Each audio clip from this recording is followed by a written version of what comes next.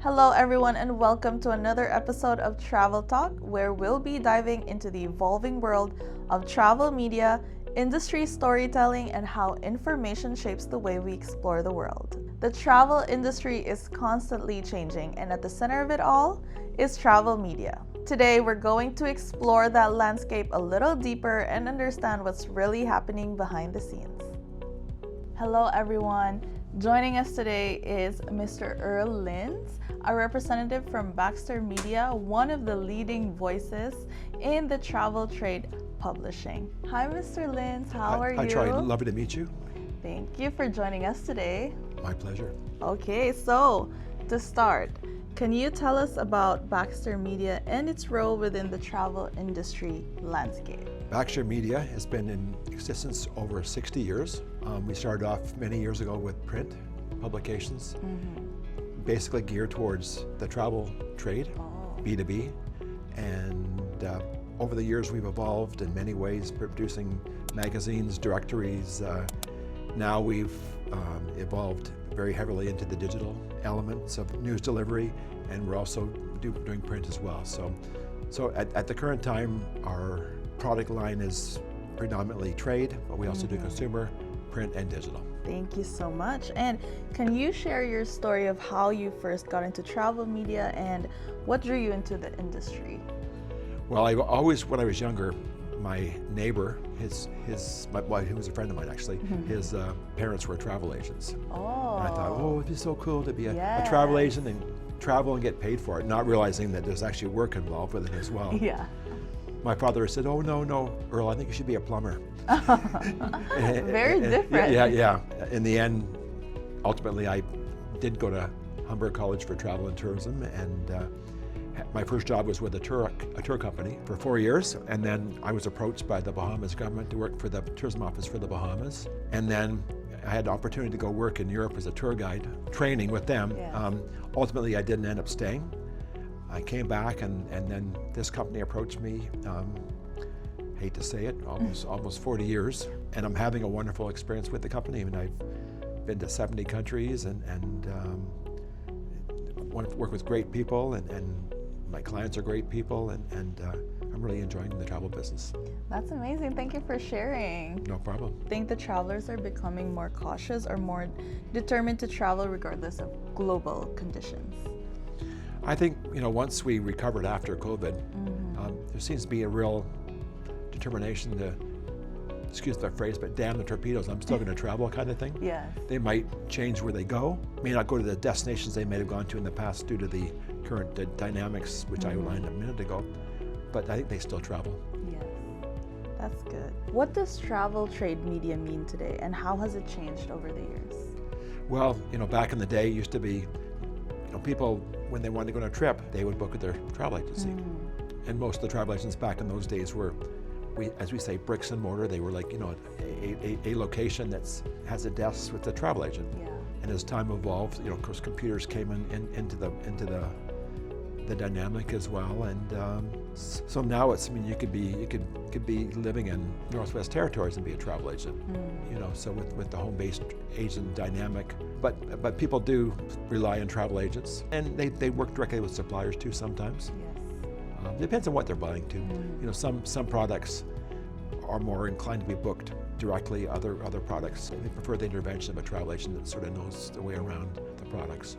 It's definitely easier not to travel with all the travel agents, all the suppliers, and everything. They've been there, and they're the experts, and they can navigate through the bureaucracy of traveling sometimes. From a media perspective, what are the biggest changes you've seen in how the travel trade operates today compared to years ago? Well, technology. Yeah. The computerization of everything. It's a different. I recall when I first got in the business, airline tickets were print. Yeah. With many carbon copies, but for each coupon and the tickets and everything, and it's just different. It's. Now everything is digital, paperless. Exactly. Yeah. Exactly.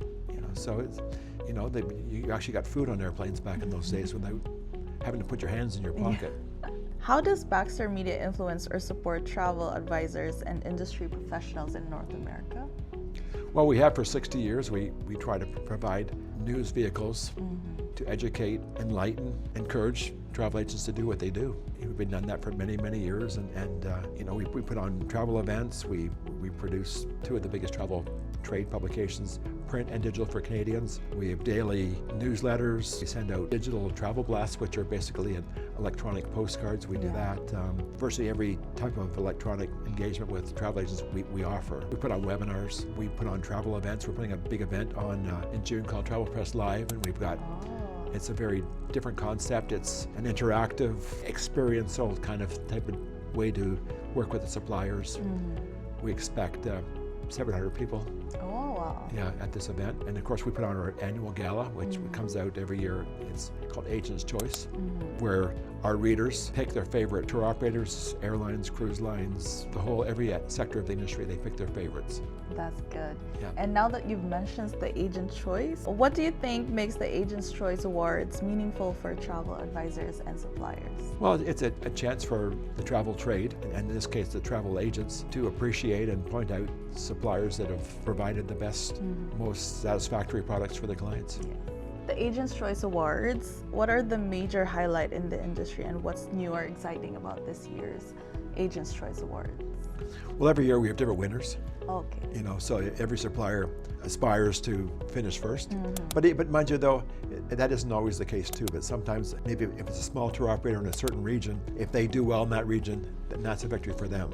So everyone sort of has to weigh the results with their own particular situation kind of thing. There's a lot of conversation around AI right now.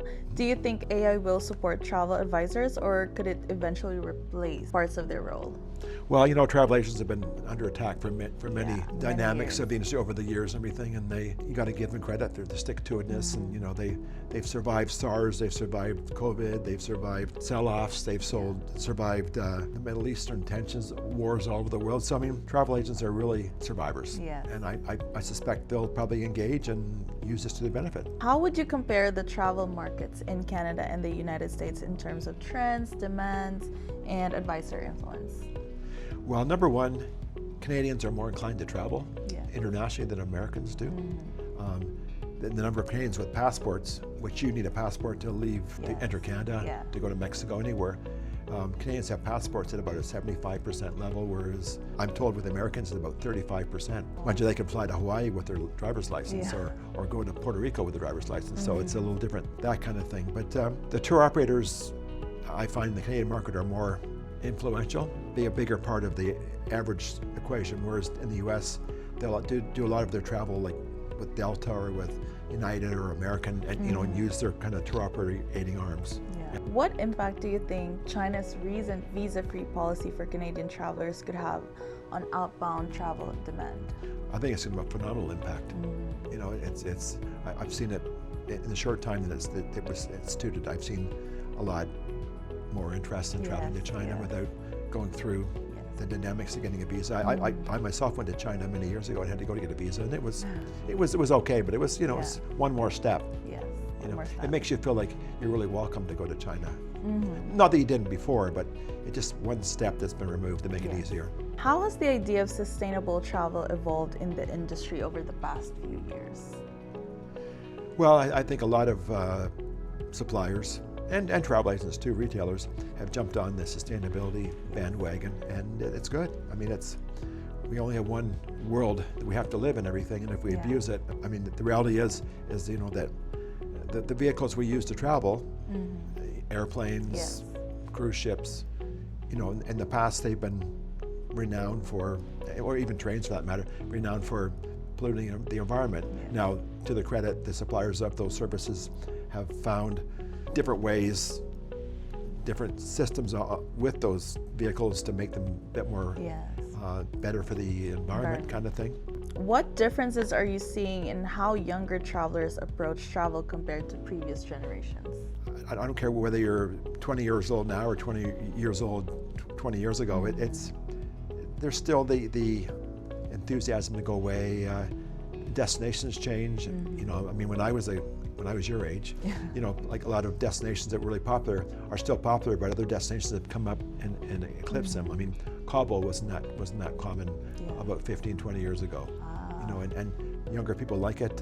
When I first started in the business, Cancun was just evolving, you know, and of course now you go to Cancun and there's discos in every corner kind of thing. You know, kids have the resources to travel and the desire to travel, and I don't say kids, but younger people kind of thing. And I always enjoyed traveling when I was younger, not just for business, but for personal travel as well. And do you think the industry ever gets trend fatigue? And how do you keep things fresh? I think in some ways the industry takes care of itself. It's always reinventing itself with new dynamics and new things. And I mean, over my tenure in the industry, I've never really seen it get boring. Yeah. You know, and we're always given all these challenges, like the Middle East challenge now with how it's affecting that part of the world, and of course how it's affecting the fuel costs for the airliners and everything. And it's hard to get bored when you're dealing with the next calamity, you know. And it's a big world. There's always places to see, places to go. And what might affect one area might actually open doors to another territory, another part of the world. And what destinations or travel trends are you personally most excited about right now? I really couldn't pick a favorite kind of thing. I've always been pretty keen on cruising element. River cruising is really starting to take a big leap forward. You know, I went on my first river cruise a couple of years ago, and it was an amazing experience. Different than a traditional cruise product kind of thing. So the river cruising element seems to be really getting more popular. In fact, recently Celebrity Cruise Lines have actually are building a fleet of river cruise companies too and entering that market. And in the past, Crystal Cruises went into the river cruise market as well. And on the other hand, some other cruise lines have actually gone from river cruising to ocean cruising. So, like Viking, for example, went that route. So. And are there any underrated destinations you think deserve more attention? I think that China's been really wise with this visa situation. I think it's going to open up a lot of travel to Asia. Hopefully, with the fuel situation, that's not going to cause challenges, in that regards. But I think Asia, and not just China, but Thailand and Japan and Korea. I mean, I would think that you as a supplier, you might have a better judge of that than I might at this time. But there's, every year there's new destinations that come to the the attention of the travelers, and some have staying power, some don't. But do you have a hot take that you have about the future of travel media or the travel industry? It's constantly evolving, and some people get saturated with digital engagement all the time, and actually they welcome the opportunity to go home and sit down at the kitchen table or the coffee table and read a magazine and just feel the pages, that kind of thing. We produce a magazine, it's called Offshore Travel at its Finest, and the cool thing is that we do a spring edition, and it's geared towards the Muskoka market. And it's delivered by boat, People's Cottages, the last week in June. And it becomes a coffee table book all summer at People's Cottages. We call them Muskoka coffee table book. So print is not dead. It's not. But it's a different point of engagement than it once was. And finally, what message would you like to share with TripToGo travelers and our travel advisors who are shaping the future of this industry? I saw your products. They look great. Book it. Yes. Book it all over the world. It's no problem. Really impressive with what you're offering and everything, and the people I met are tremendous people, and travel. Well, thank you so much for visiting us today and for sharing your insights. Thank you. Thank you. Thank you. Thank you everyone for tuning in to today's Travel Talk. At TripToGo, we're always inspired by the people and organizations driving the travel industry forward. And conversations like this help us better understand how we can all continue to evolve together. Make sure to follow us on our social media channels for more updates and upcoming travel talks just like this one. See you guys on our next episode. Happy travels from all of us at TripToGo.